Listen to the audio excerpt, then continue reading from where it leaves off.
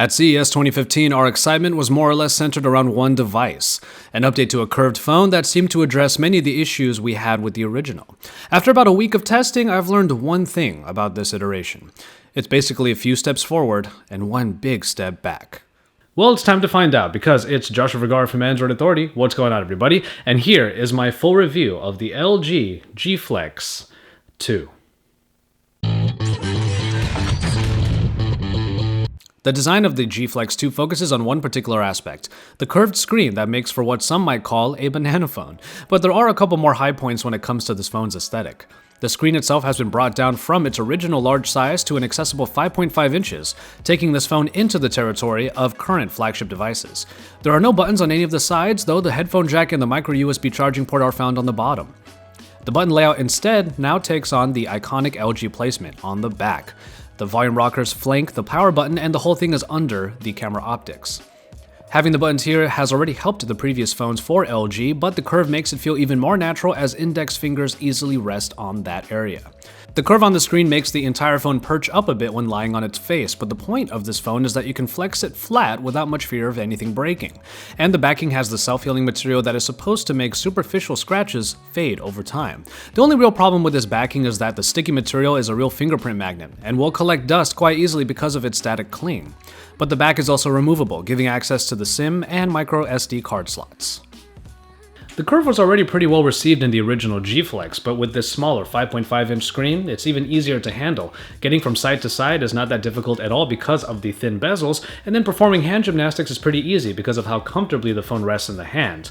And even though this red edition might be a little bit flashy for my taste, this brushed look on the back that goes from the button layout and spreads out adds to what is already a very attractive device.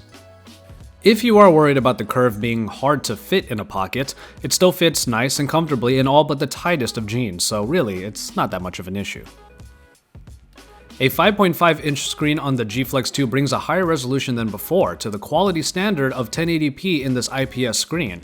The brightness is quite great even in broad daylight, and the curve does make the experience that little bit more immersive.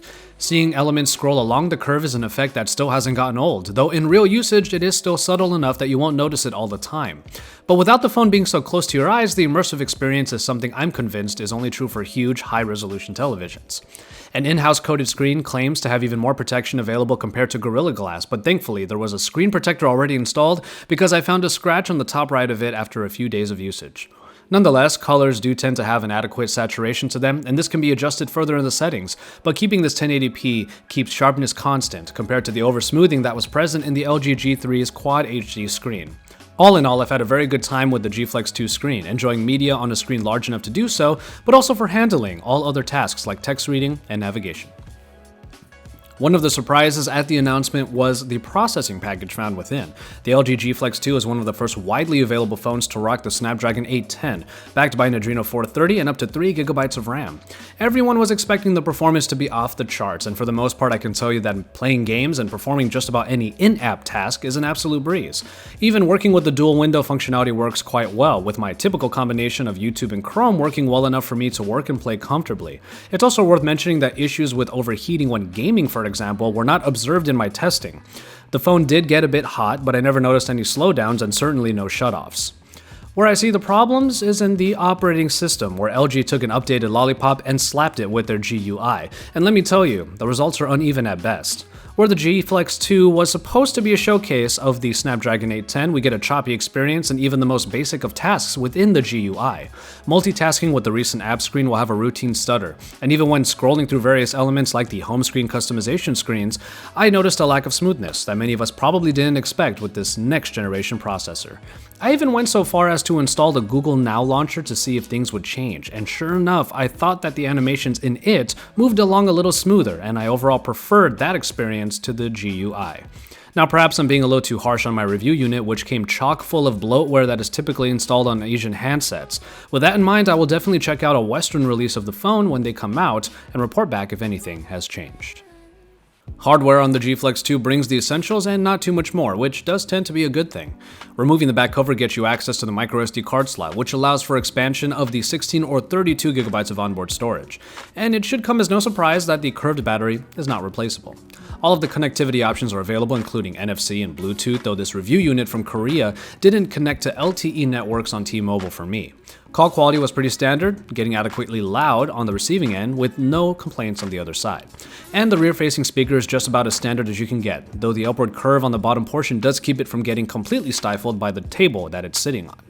In battery life though, there was mostly a standard affair with the 3000 mAh unit installed. My time with the G Flex 2 over the last week brought me through full days of work with few problems, getting down to power critical levels before bedtime.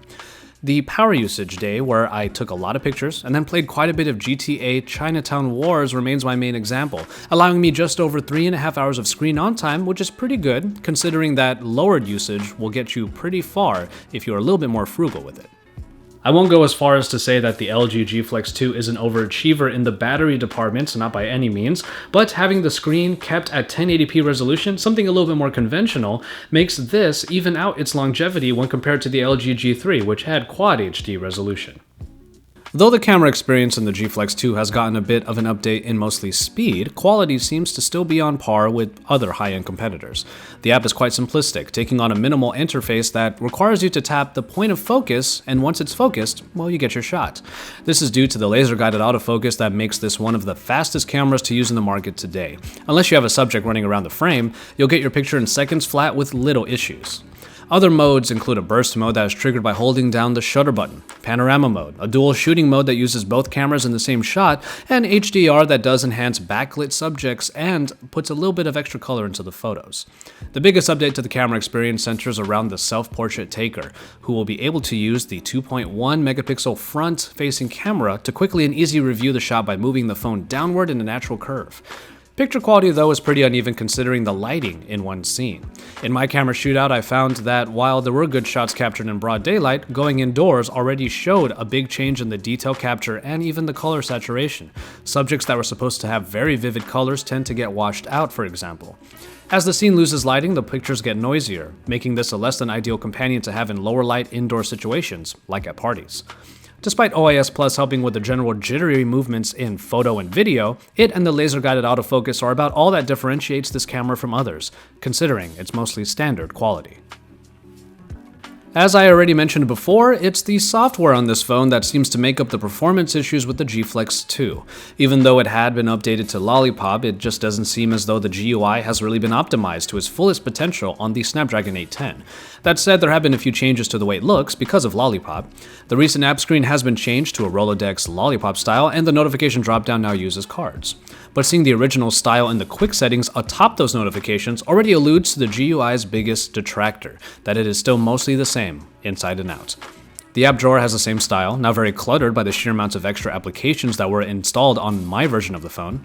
The settings area is tabbed and it houses the many different options that you can turn on to tweak the experience. One-handed usage, some gestures, and a section to mess with the knock code are available.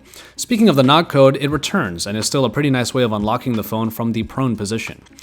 Really, the main enhancement here is the addition of the Quick Peek, activated on a turned-off screen by dragging one's finger down the screen to see the time and the notification bar.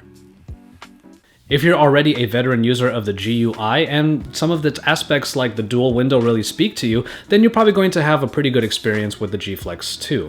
What gets me is that despite some of the aesthetic changes that did happen with this new version of the GUI, we didn't get that many optimizations to really showcase the Snapdragon 810. And as it stands now, this is simply not the right place for the Snapdragon 810 to really showcase itself. And to me, that's the biggest bummer in the software section. So, though the LG G Flex 2 is now on pre-order with Sprint in the States, we have yet to see where and at what price the phone will be available on other carriers in the West. The off-contract price on Sprint for the moment is listed at around $500.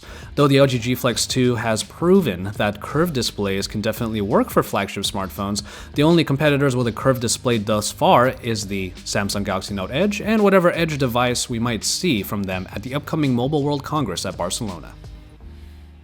And so, there you have it, the LG G Flex 2. The updates to this phone's design and the somewhat faster camera experience are quite nice to have, but the day-to-day usage of this phone is too uneven to call this a true winner. While I'm pretty sure that more localized versions of the phone will probably fare better in my testing, I still think that the GUI is just a bit too cluttered for its own good, and doesn't really show the performance that the processor is capable of. As I always say, when you keep it simple, you keep it fast, and in the G Flex 2, that just doesn't seem to be the case. This is still one of my favorite form factors available now, with its much easier handling due to a smaller screen, and the curve is not only different, but proves its worth as a design choice. I will not go as far to say that this isn't a worthy phone for daily usage, but without some real optimizations in the software, it's pretty clear to us that this phone goes a few steps forward, but loses footing in where it counts most. As always, thank you guys very much for watching, and I hope you enjoyed this review of the LG G Flex 2. Despite the steps forward that it takes in its design, unfortunately in key areas, especially in the software and the performance of it, given the Snapdragon 810, it takes one big leap backwards. And unfortunately, that's why I can't really give this phone the higher rating that I was expecting to give it when it was first announced at CES 2015. But nonetheless, hopefully the more localized versions of the phone will fare a little bit better, but until we get our hands on those, keep it tuned to Android Authority for all of the best coverage, and don't forget to check out our channel in just a week or so when we're going to be at the Mobile World Congress in Barcelona, Spain. And after that, drop us some likes on our videos, subscribe to our channel if you haven't already so you can keep up with all of the content from my colleagues in Android, and remember to head on over to our forums to talk about Android and to watch and listen to our Friday Debate podcast here on YouTube and across all podcast channels. Once you're done with all of that, don't forget to head on over to AndroidAuthority.com though, because we are your source for all things Android.